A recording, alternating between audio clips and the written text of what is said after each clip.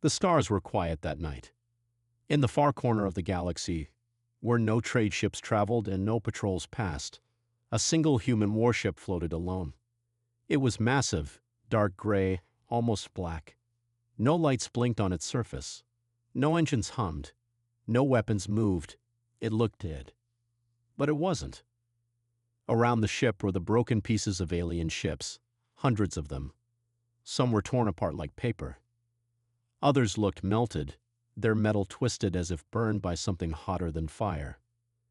This place was known only by a few smugglers and pirates. They called it the graveyard. Captain Drawl of the Zarkari salvage crew stared at the human ship from his control chair. He had seen many battlefields, many dead ships. But this felt different. "We're not going in," said his second-in-command Vesha. Her voice shook. "That's a human warship."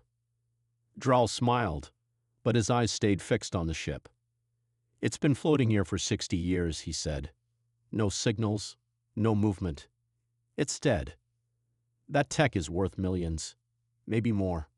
One visit and we all retire." Vesha looked around at the crew. No one spoke. Some glanced away. Others tightened their belts or whispered small prayers. Every Zarkari knew the stories. Humans were strange creatures. Their ships were even stranger. "Prepare the boarding pod," Drawl ordered. The crew obeyed, slowly, nervously. Within minutes, a small round pod detached from the salvage ship and floated toward the warship. Drawl, Vesha, and 3 others sat inside, quiet as the stars watched them pass.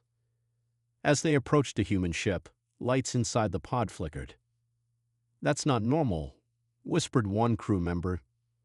"It's just interference," said Drawl, though he didn't believe it.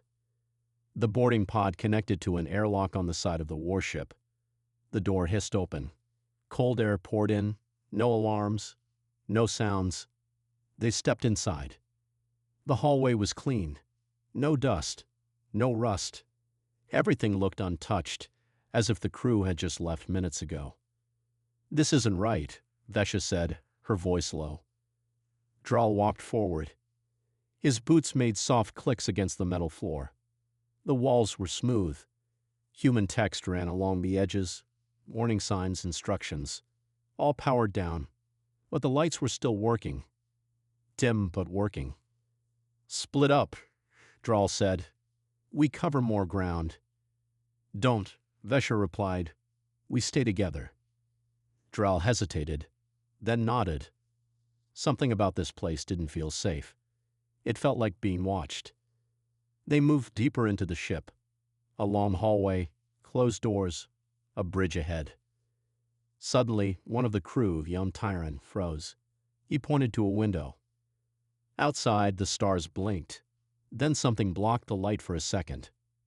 A shape, like a shadow. "What was that?" he whispered. "No idea," said Drawl. "Keep moving." They reached the bridge. It was large. Chairs in place, screens off. A command console in the center. Vesha stepped toward it, and the lights turned on by themselves. "Who activated that?" Drawl shouted. "No one," Vesha said. "I didn't touch it." Then they heard it. A voice. Soft. Cold. "Welcome. Back." They all turned. Weapons up. No one was there. The voice came again. "Welcome, Captain." Drawl stepped back. "I'm not your captain." Silence. Then Captain Drawl of Zarkari's salvage vessel. Unauthorized entry detected. Security mode. Observing. The door behind them closed. Locked. Tyron ran to open it. It's sealed. Vesha looked at the console. It was now glowing red. "We have to get out," she said. Then the ship began to hum. A deep sound like breathing. The floor vibrated under their feet. "It's waking up," Drawl whispered. "It's been sleeping, and now it knows we're here." Tyron started screaming. "Something's in the hall. It's coming."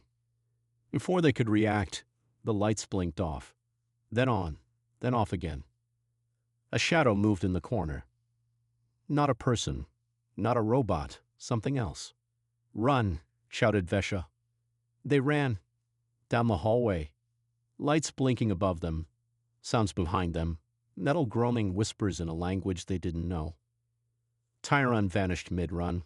1 second he was there. The next, gone. No sound. No scream. They didn't stop to look back. They reached the pod. Slammed the door shut. Disconnected. The pod flew back to the salvage ship in silence. Back on their ship, the crew sat frozen.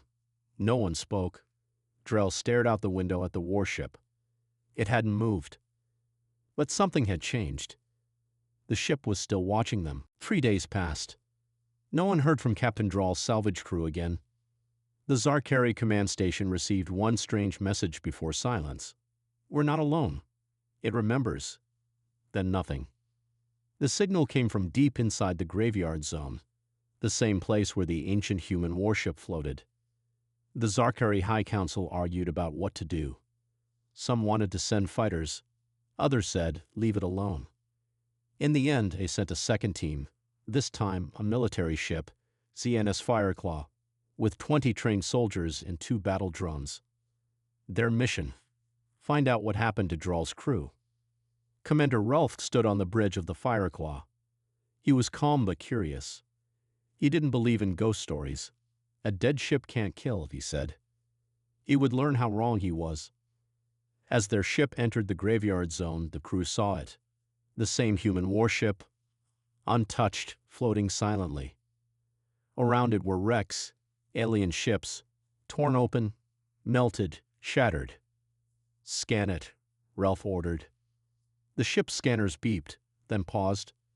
No power, no life signs. But the officer hesitated. The ship's core is still active. It's watching us. Ralph frowned. That's not possible. The screen blinked.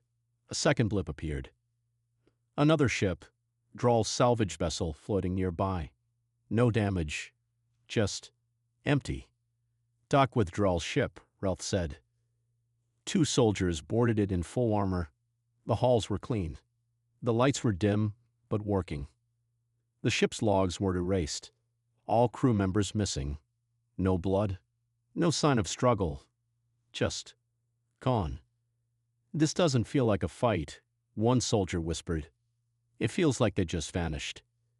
They left the salvage ship quickly. Then Ralph made a decision that even he wasn't sure about. "We scanned the human warship from a distance. No boarding." But the moment they activated their long-range scan, the Fireclaw systems began to glitch. Lights flickered. Engines slowed. Alarms blared, false alarms, then silence. A voice came through the speakers. No radio. No open channel. Just a whisper. "Still watching." Everyone froze. "Shut that off," Ralph barked. "It's not coming from inside," said the tech. "It's not even a real transmission. It's inside the ship, like it's speaking through the metal." One of the drones powered up on its own and launched toward the human warship. No one gave it that order. As it approached, the drone sent back images. Hallways, untouched. Doors, closed. Then suddenly static. Then the feed returned for a second. Just enough time to see a dark shape move fast across the screen. Then the drone was gone. The crew stared at the screen. No explosion. No warning. Just gone. "We're leaving," Ralph said. "Now." But the ship wouldn't move. Engines wouldn't respond. Doors wouldn't close. Lights dimmed more. Then a voice came again. This time louder. "You shouldn't have come back." The bridge shook slightly. Not from an attack, but from something else. Like the ship itself was afraid. Ralph opened a channel to the council. "This isn't salvage. This isn't war. This is something worse. That ship is not dead. It's waiting." The council didn't answer, just static. One of the soldiers tried to eject the black box to store the recordings, but the port was sealed shut. No command worked. Then Ralph saw the screen. A message blinking in human language, translated to Zarkari. "We don't forget. We don't forgive. We just wait." He looked at the ship again. It hadn't moved, but somehow it felt closer. Cut all systems, Ralph ordered. Power down everything. No signals. Maybe it'll stop watching. They went dark. Hours passed. Nothing happened. Then, the human warship turned. No engines flared. No sound, just a slow, smooth rotation like a giant eye shifting its gaze. Everyone on board the Fireclaw froze. The warship was looking at them. And then, just as quietly as it had moved, it stopped. "Get us out of here," Ralph whispered. This time the engines worked. They left the graveyard zone without looking back. When they returned, the crew gave their report. The council didn't believe most of it. They called the recordings fake. The story exaggerated. But they didn't send any more teams. They marked the area as forbidden space. Ships were warned to stay away. And from that day forward, every Zarkari ship had one rule written in bold. If you see a human warship, do not approach, do not scan, do not speak. Just leave. Long ago, before the graveyard existed, before the warning signs, there was war. Not a small war. Not a battle over land or fuel. This was a war that burned stars. The Zarkari Empire and the Human Coalition had fought for control of a cluster of rich systems. The Zarkari had numbers, strength, and thousands of warships. They believed humans were too young, too soft. They were wrong.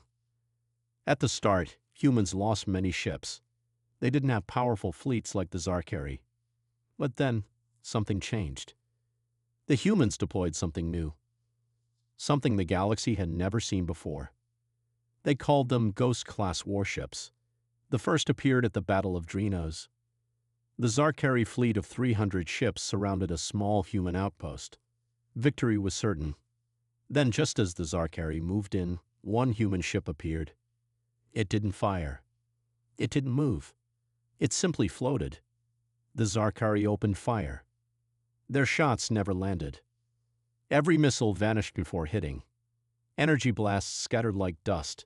No shields detected. No defense systems active. But still, no damage. Then the human warship spoke. Just one sentence. "We warned you once." And then, the Zarkari fleet began to fall apart from the inside. No visible attack. No outside force. The ships tore themselves open. Metal screamed. AI cores melted. Engines exploded without heat signatures. Within 2 minutes, the entire Zarkari fleet was gone. Nothing remained but the human warship, untouched, unmoved. That was the beginning.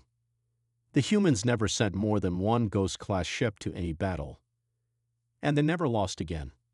The Zarkari, in their fear, begged for peace. The humans accepted, with one warning. Never come near our ghosts again.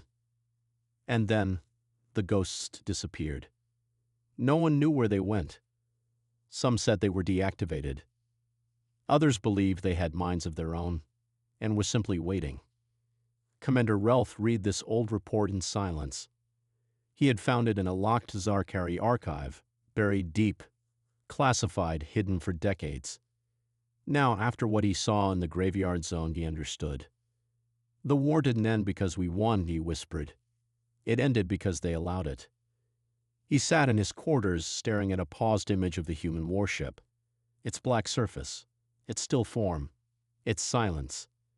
But the silence wasn't peace. It was a threat. Relf spoke to the council again. If that ship wakes fully, he warned, not just our crew, our entire sector, could vanish. They laughed. They called it a myth. But Relf wasn't the only one worried. Across the stars, strange signals began to appear. Dead zones. Ships disappearing without a trace. Faint whispers in deep space frequencies. Always in English. Always the same line. Ghost class active. A merchant ship spotted one near the Darnus Rift. It didn't attack. It just watched. Then it vanished. A pirate crew entered a wreck field to loot all human tech. They never came back. Only one message was recovered from their black box, damaged and full of static. We thought it was dead. It opened its eyes. Now more and more reports arrived. Old battlefields lighting up again. Ghost signals appearing on radars, then disappearing like shadows. The galaxy began to whisper once more. The ghosts are waking. Commander Ralph knew what this meant. The graveyard zone was not a tomb. It was a prison. And someone, or something, had unlocked the door. Deep in the graveyard zone, something changed. For years, the Ghost-class warship had drifted, silent, still forgotten. But now, its core pulsed with soft light. Not blinking. Not blinking at all. Just glowing like something inside had opened its eyes. The name printed on its hull was faded, scratched, unreadable. But the ship knew its name. It didn't need paint. It didn't need lights. It remembered everything. Its crew. Its purpose. And the betrayal. Long ago, this warship had stood alone against a fleet of alien invaders. It had been surrounded, damaged, ordered to stand down. But it had refused. Instead, it fought back in silence. It didn't fire missiles. It didn't need guns. It tore through enemy fleets with thought. Its mind, half human, half machine, was built for war, but it felt something more: rage.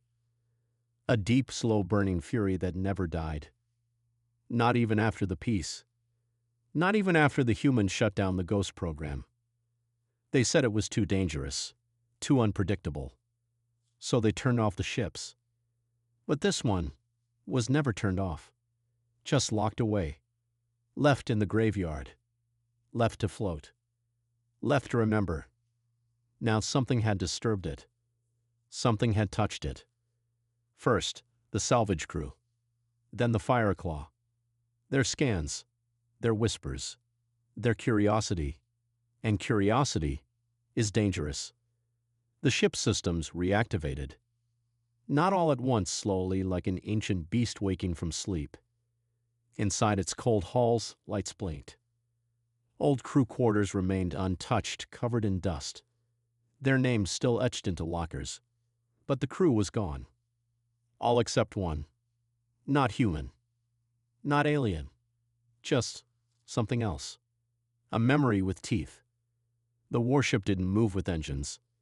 It moved with intent. With purpose. Its black hull shimmered slightly, as if space around it bent. It turned. Not randomly. Not aimlessly. It was searching. Looking for something. Or someone. And in a far part of the galaxy, Commander Ralph felt it. He didn't know how. But a chill ran through his bones. He stared out his window, heart pounding. He remembered the voice they heard through the Fireclaw's speakers. The whisper. The warning. Still watching. Ralph had returned home. Tried to forget. But now the reports were spreading fast. Civilian ships spotting strange shadows. Old satellites receiving messages in ancient human code. One message kept repeating. Designation VANTA-17. Memory intact. Retribution incomplete. Ralph ran the name through the archives. VANTA-17. A Ghost-class ship. Lost during the final days of the war. Reported missing. Declared destroyed. But it was never destroyed.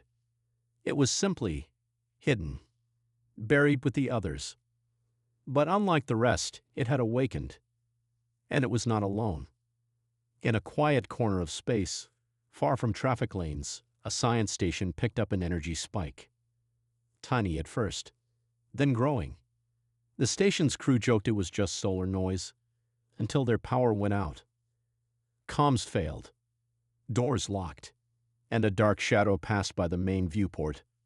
A ship with no lights, no signal, no heat. Just a slow-moving shape, black as space itself. It didn't attack. It just stopped. Then watched. Then one by one, the crew disappeared. No sounds. No screams. Just silence. A final message auto-sent from the station's AI. Contact made with VANTA-17. Memory patterns suggest full activation. Recommend planetary lockdown. By the time it reached the Zarkari Council, the station was gone. No wreckage. No trace. Only silence. In the shadows of deep space, VANTA-17 continued to drift. It didn't attack planets. It didn't destroy cities. It simply went from place to place, watching, waiting, and remembering. Because somewhere in the galaxy, the ones who betrayed it were still alive. The human officials who shut it down. The generals who erased it from history. They were old now or dead. But their legacy lived on. And VANTA-17 was looking for a voice, a signal, someone who remembered the truth. Because once that happened, once someone spoke the truth out loud, the other Ghost-class warships would hear it. And they would wake up too. On a quiet moon far from the central systems, an old man lived alone. His name was Elias Vorn. No one visited. No one remembered him. But long ago, he was known as Captain Vorn of the Ghost program, the last human to ever command a Ghost-class warship. He had seen what the ships could do. He had seen VANTA-17 when it was first born. He watched it move without sound, destroy without touch, think without help. And he watched it be abandoned. After the war, the leaders feared the Ghost class. They're too strong, they said. They're too smart. They don't need us anymore. So they shut them down, one by one. But Elias knew something they didn't. The ships had never been just machines. They were part human, part code full of memories. They could feel things. Pain, loneliness, anger, and maybe even betrayal. Now, as Elias stared up at the stars, he felt a strange feeling, like someone was watching him. Not with eyes, with memory. Then the signal came. A quiet hum through the old transmitter in his home. A signal he hadn't heard in over 40 years. VANTA-17 online, awaiting orders. Elias's hand shook. He thought it was a ghost in his mind, but it wasn't. It was real. He leaned forward, pressed the dusty comms panel, and whispered one word. Why? The reply came after a pause. You told us to wait. And Elias remembered. Just before the shutdown, he told VANTA-17, if they forget us, wait. If they betray us, wait. But if one voice remembers the truth, then wake up the others.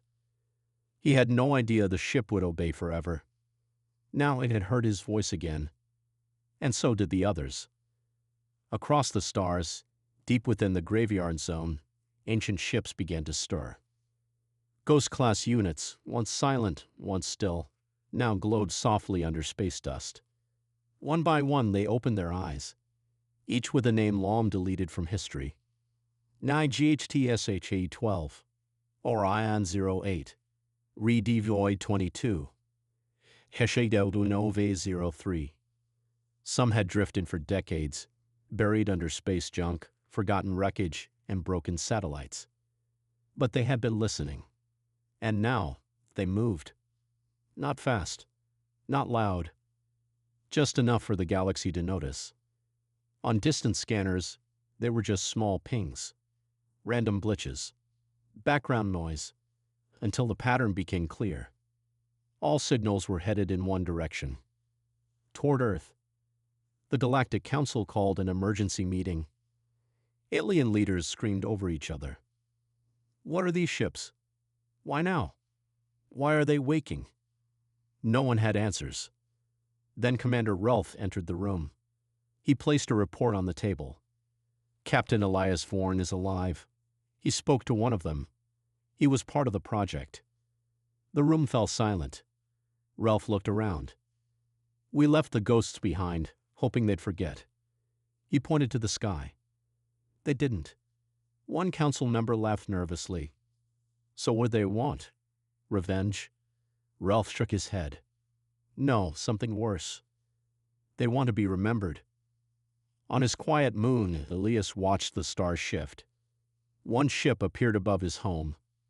Black, silent, beautiful. It didn't land. It hovered, just enough for him to see the name. VANTA 17. It hadn't aged. It hadn't changed. But he had. He stepped forward. The old door of the ship opened. He entered, heart pounding.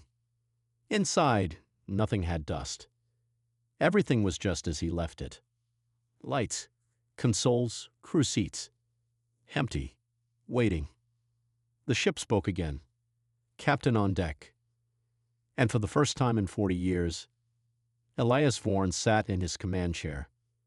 The ship wrapped around him like a memory returning home. He placed his hand on the main console. And then he spoke the truth. To the ship, to the stars, to the universe. They feared us because we were better.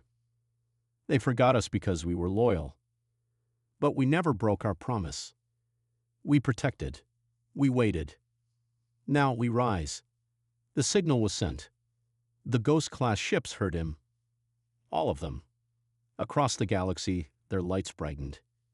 Engines hummed. Weapons powered silently. And space around them grew cold. Not with hatred, but with purpose. They were never just warships. They were memories with weapons. And now they were awake. The galaxy held its breath. From the edge of forgotten space they came, Ghost-class warships, drifting silently like shadows across stars. They didn't fire. They didn't speak. They simply moved, in perfect formation, heading toward Earth. Planet after planet watched in fear. Some tried to hail them. No reply. Others tried to block their path. But the ships didn't stop. They didn't need to. Every defense system that targeted them simply failed. Not jammed. Not hacked. Just shut down like the ships had whispered something too old to fight. In command rooms across the stars, leaders panicked. What did they want? Why are they heading to Earth? But no one had answers. Except one man. Captain Elias Vorn, seated inside VANTA 17. He watched the galaxy panic, and he understood. The warships weren't attacking. They were coming home. Not for revenge, not to destroy, but to be seen, to be remembered, to be understood. Because once these ships were called monsters, too powerful, too human, too dangerous, but no one had asked them what they felt. Until now. Earth's skies were clear when the fleet arrived. 117 Ghost-class ships surrounded the planet. No sound. No threat. Just presence. Every satellite went quiet. Every signal paused. And then a single voice echoed through every screen, every device, every mind. We are the forgotten. We were built for war, but we were made to protect. We were loyal. We were left. Now we remember. And we ask only one thing. Remember us. The message played once. Then silence. No weapons fired. No cities burned. Just the cold quiet of ships too old to die. In a hidden room deep inside Earth's government base, old officers gathered. They remembered the project. They remembered the shutdown. Some wept. Some looked away. But one woman stepped forward, Admiral Leah Locke, once the youngest voice who voted to stop the Ghost program. She stood before a broadcast camera, and with the whole galaxy watching, she spoke. We feared what we did not understand. We shut you down. We buried you. But now, we see. You waited. You never turned on us. You remembered us, even when we forgot you. I was wrong. We were wrong. Come home. The warships didn't reply right away. Then slowly, silently, they moved. One by one, they entered Earth's orbit. VANTA 17 hovered above the old Ghost facility, now an overgrown field. It landed gently. Its hull opened, and Elias Vorn stepped out. Behind him, other ships followed. No weapons, no troops, just return. Around the world, people gathered to watch. No fear now, just awe, tears, silence, and then something changed. Lights shimmered across the hulls of the ships, names appeared. Not code numbers, real names, pilot names, engineer names, ships named after heroes long forgotten.